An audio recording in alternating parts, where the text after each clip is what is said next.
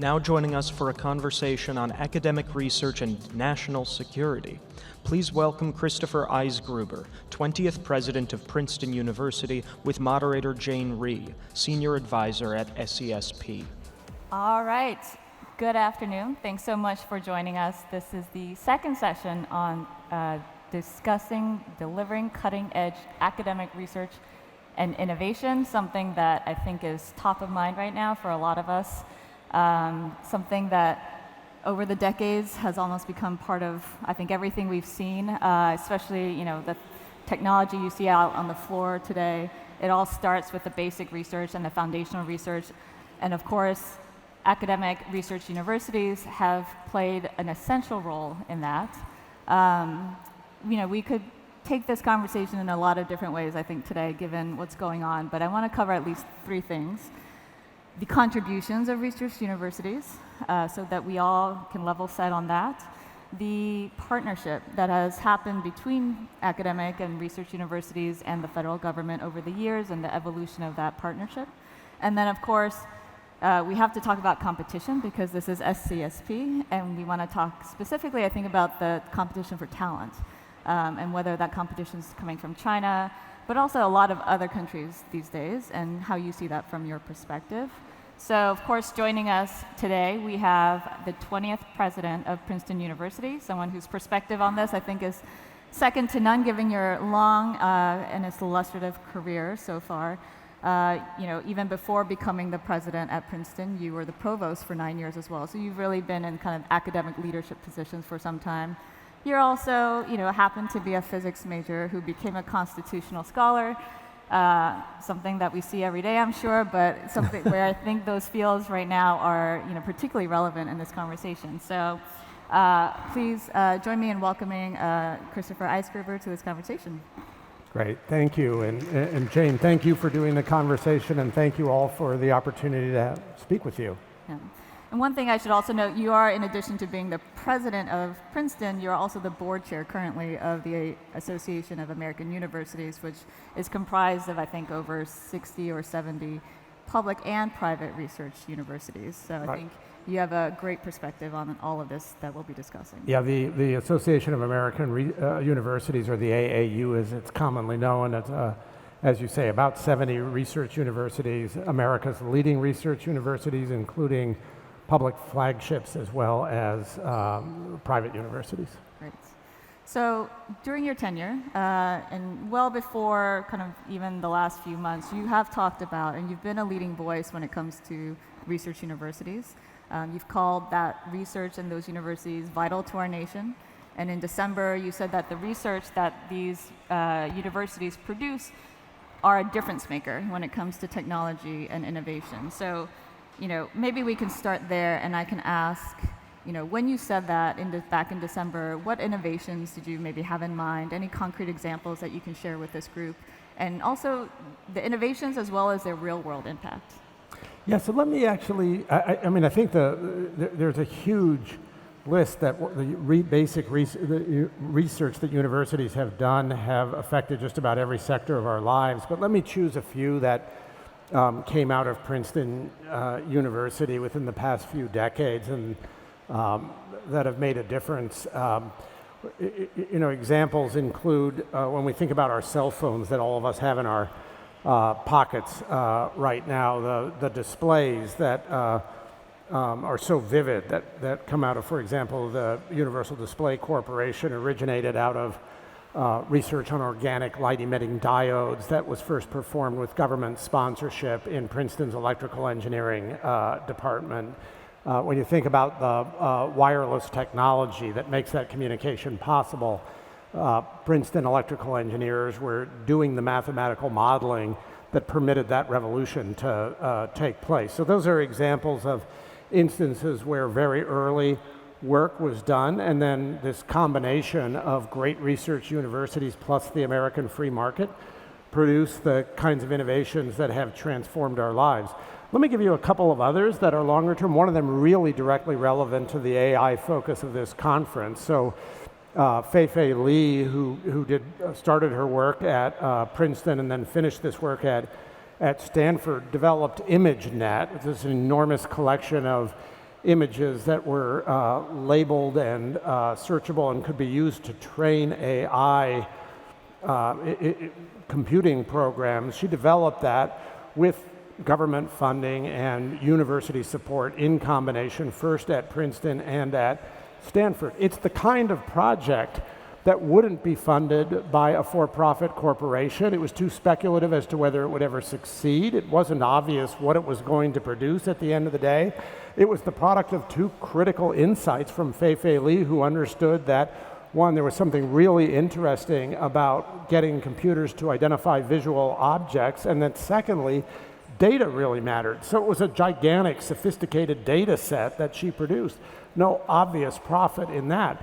But it was what eventually demonstrated that the neural net technology, which has now facilitated the AI revolution, was the kind of winning model in artificial intelligence, which it was not presumed to be at the time. So that's underlying everything that's going on at this conference. And then the last example I want to give you, just a little less specific in what it produces, but just illustrates the importance of American supremacy in these areas, is around quantum science, right? So in 1935, Einstein at Princeton and a postdoc and a graduate student write a paper about something called quantum entanglement, which they say proves that it's so weird that it proves that quantum theory as it existed at the time couldn't possibly be correct. That runs in the New York Times in 1935 because it's Einstein, after all, coming up with this. Quantum entanglement, which they wrote about there, is the foundation of what's going on in the development of quantum computing today. They were right about everything in the paper except that it was too weird to exist.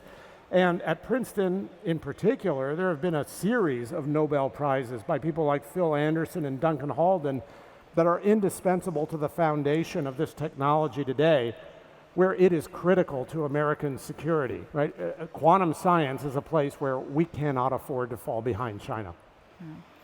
And to support researchers like the ones that you've been talking about and these discoveries, what has Princeton done, specifically when it comes to maybe some of the more cutting-edge AI research recently, to set up ways or programs or initiatives to specifically make sure that AI is on the cutting edge?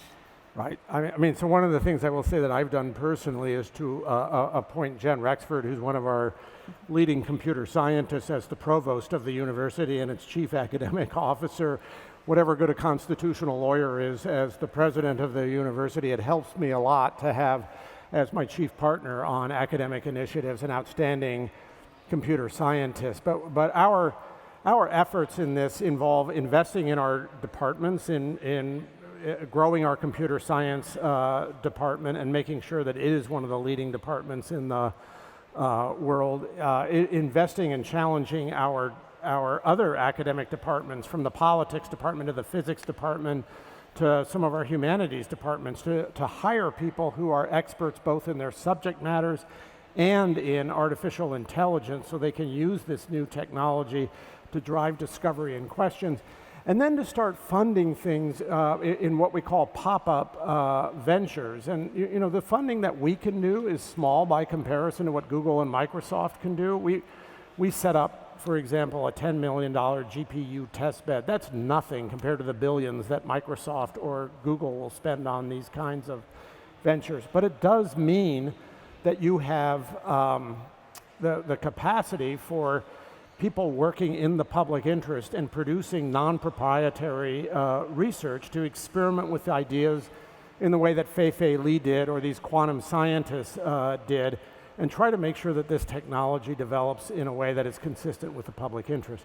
We're also doing something that's a bit unusual for Princeton, which is we've partnered with the state of New Jersey to create an AI hub that's designed to improve the AI teaching and research around the state, and also to facilitate partnerships between the private corporate sphere and what's going on within our research universities. That's great. Yeah, I mean, I think the local and state level contributions and the partnerships that I've seen Princeton, I've read about that hub. And then kind of zooming up to the federal level, which of course is, there's a lot going on there. But you wrote actually a couple months ago in The Atlantic about the partnership that has, been between research universities and the federal government dating back to World War II, something that has obviously led to a number of breakthroughs that have contributed directly to American prosperity, to health, to national security, safety.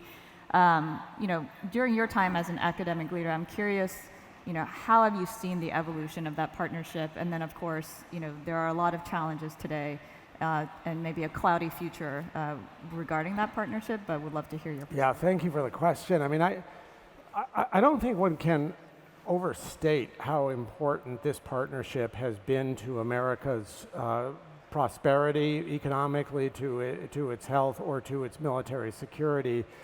As you said, Jane, Vannevar Bush realized coming out of World War II that the United States had obtained extraordinary advantages by having scientific preeminence, partly by attracting all of these emigres out of Europe who helped the United States to develop things, including the atomic bomb, but other kinds of weapons that were essential and systems that were essential to America's victory in that war.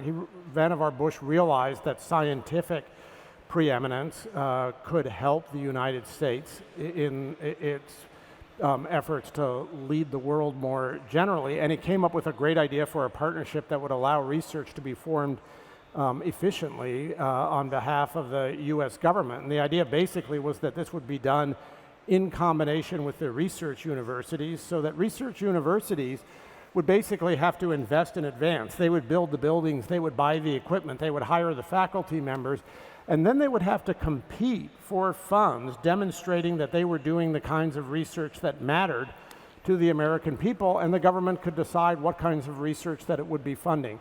That has been an extraordinary system over a period of 7 decades, supported by presidents and congresses of both parties. It has attracted talent to the United States from all around the world. It has meant that innovations occur here. And then it means that when our entrepreneurs in our free market system come into laboratories, that it opens up the possibilities for these partnerships to take place that I was describing earlier. That partnership, in the course of the 12 years that I've been Princeton's president, and for decades before that, has only gone from strength to strength, I would say. We are now seeing an unprecedented, I would say, attack on that partnership, which includes attacks on the way government reimburses real funding expenditures for research that often goes under the confusing name of indirect cost recoveries, but those are real costs for research, reductions in the overall budgets across all the agencies in the United States, threats to the immigration of foreign scientists and foreign students, and that has been an extraordinary asset for the United States over time. And for universities like mine, attacks on our endowments, which we use to co-invest with the government and reduce the cost of this research to the American taxpayer. So I'm deeply worried about where we are headed right now, and I think the effect, unless this kind of set of policies is changed, will be to give China a critical advantage over the United States in areas like artificial intelligence and quantum science, where we really need to have the upper hand for the same reasons we have needed that upper hand since World War II. I think there's obviously the direct, benefit sometimes when the contracts or the grants go out for, we need research related to X. But there's a lot of also kind of serendipitous, you've mentioned this a little bit as well, like where at the beginning, what the federal government might have funded may not even have been obvious what the actual benefits or consequences down the road were. In terms of your role and the role of a university like Princeton, when you think, and the researchers that you have, how do you think about anticipating or mitigating or being at least responsible about some of those unforeseen consequences or implications of the research and how it ends up getting used? Yeah, so I think there are a lot of different kinds of unforeseen consequences that one needs to think about, right? There can be, as I think your question suggested, positive unforeseen consequences. Sometimes I think about this as kind of the miracle of beautiful ideas, but one of our experiences, I think, over the course of human civilization is that greater scientific understanding, including of things where it's not obvious what the applications will be, has a tendency to increase our ability to solve really hard problems. So quantum science is a great example of that, and a lot of the innovations that are necessary to the kinds of things that are being discussed in this conference right now come out of very speculative kinds of research.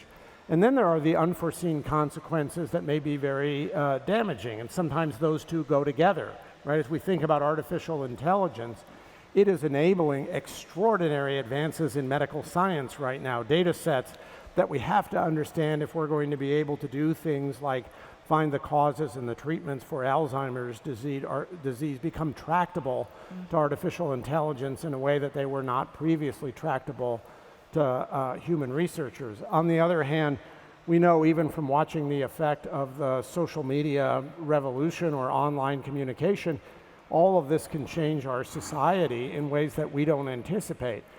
From our standpoint, what that underscores is the importance of having some of this research being done in public institutions and through partnerships with either the national government or like the New Jersey AI Hub, where you have an incentive for people to pursue the truth and to work in the public interest rather than merely to maximize the profitability of a corporation. Another, which I think is a lesson that we learned coming out of the impact that online communications and social media had that none of us really, I think, anticipated. We all thought it was just good. At least as I remember that time period, there weren't a lot of people issuing the warnings. People were just saying, look, information will be free. It's going to be better for the world. And we learned that there were lots of complicated things with disinformation that could happen once you get all of this online communication. We now recognize that's a risk. So one of the things that you can do in a university setting that we're doing at Princeton and that a number of other leading research universities are doing is to integrate ethical considerations and public policy considerations alongside the research that's being done. That's great.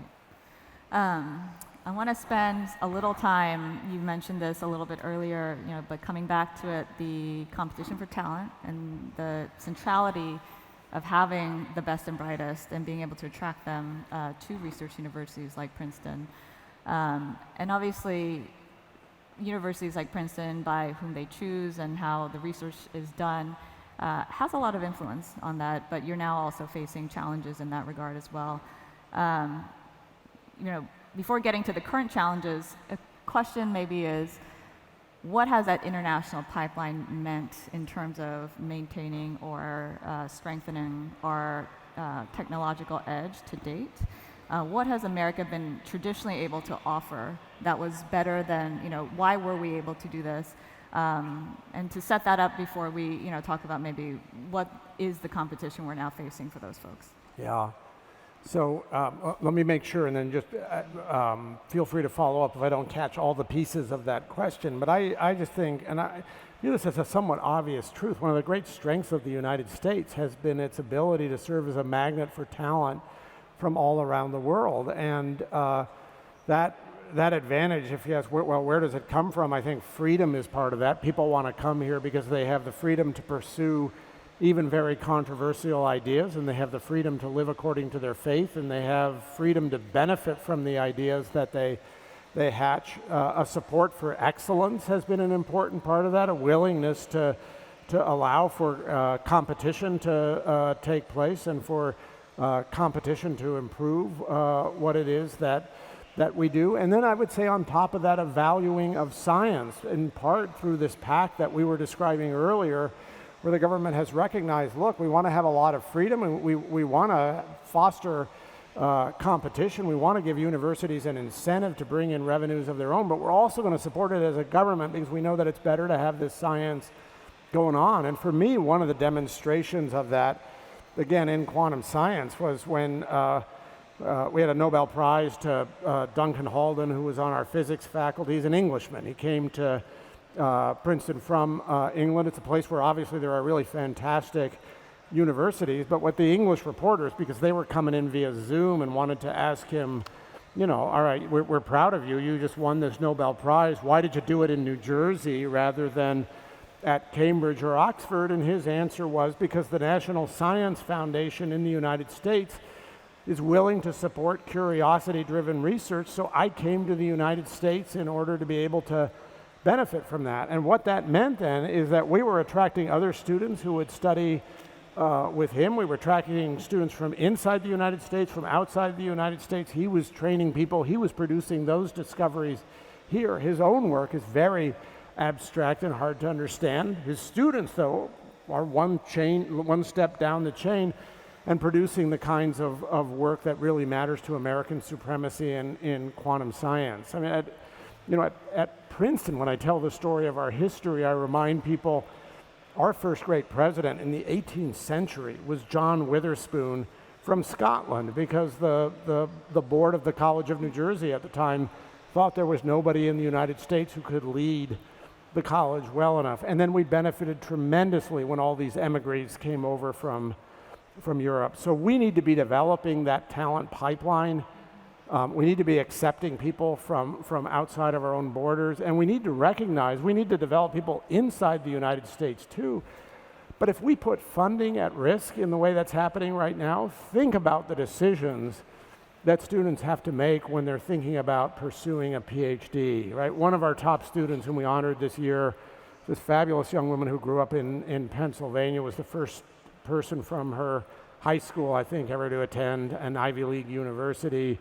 Extraordinary young woman who wants to become an MD, PhD, and do research that's going to make a difference. So that's, what, 9 or 10 years of her life that she would have to invest, and she's now betting on the idea that the American government is going to continue to fund the doctoral fellowship that she needs. Mm-hmm. It's going to continue to fund the postdoctoral fellowship that she needs. It's going to find ways to put her in the laboratory that she needs and that we need in order for her to do the research that could save lives tomorrow. If we don't maintain that promise to the next generation to continue to cultivate scientific talent, we are going to lose a generation or more of American scientists, and it's the country that will be the worse for it. Well, on that, actually, there are people who are in that situation right now, and the funding is at risk, frankly. Yeah. So curious what you might be able to say to those folks who are early stage researchers or students about to graduate, or also people who are focused on shaping the policy around technology as well. So people in public policy, what advice, or maybe what did you say at commencement last week? What can you tell these folks, and in terms of what they might be able to do or how to stay competitive? President Kornblum yesterday mentioned that there are other Western countries offering a lot more funding already. So, what can we do in that regard? Well, that's a great worry, right? I mean, my advice to policymakers is look, whatever disagreements you have about American universities, the wrong way to address those is by kneecapping American science, right? Or kneecapping the universities that have made us a magnet for talent. That's good for the country, and there have got to be other ways to address problems that are of concern. When I'm talking to young people on our own campus, right now we're preparing for a set of budget cuts at Princeton because of all of the forces that I've described. And one of the things I've said is we've got to prioritize protecting the young talent who are our graduate students right now, for example, or our early career assistant professors. But you're also asking me about our undergraduates, like the young woman whom I was discussing earlier. What is she going to be able to do? And what I say to them is look, I can't give you the assurances that say it's all going to be fine. We need to be fighting for these values. I think they're in the country's interest, and I hope the country will protect them. And I encourage people to continue to work from a position of strength and find ways to persist, because the careers are important and they're valuable and they're worth doing. The other thing, when you ask what I said at commencement, which I also say to our students, is we've got to stand strong for our values. So one of the things I would add is, Harvard's been put in a position in particular where its funding has been threatened, and it's been asked to sacrifice some of its academic values and the academic freedom principles that are critical to that university. I am so glad that Harvard has stood strong for its values. I've made clear that Princeton will stand strong for its values, and I think one piece of advice that I would give to every young person and to every institution is you have to stand for those values. At the end of the day, however important that funding is, the values are critical to who we are as a country, as individuals, and as institutions. Yeah,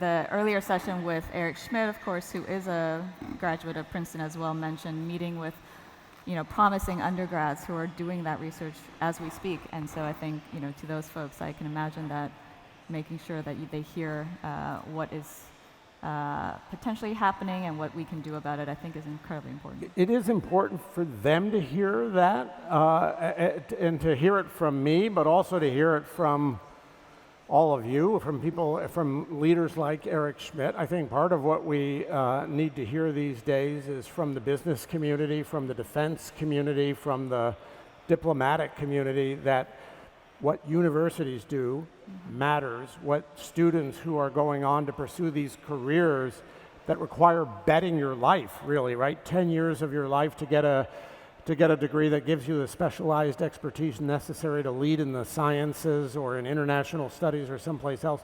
That's worth doing, and we believe in you, right? If to hear that, and to hear that coming from a lot of different sources, that matters right now. Because I will tell you this, I have tremendous faith in that generation. And when I think about these challenges around artificial intelligence, which I know I'm not going to solve, and even my fantastic computer scientist provost may not be able to solve. I look at that younger generation, and I think they are the future. They are the people we need to count on, and we need to be betting on them. So they are energized and ready to do that, and they need our support. And so I think that is tremendously important.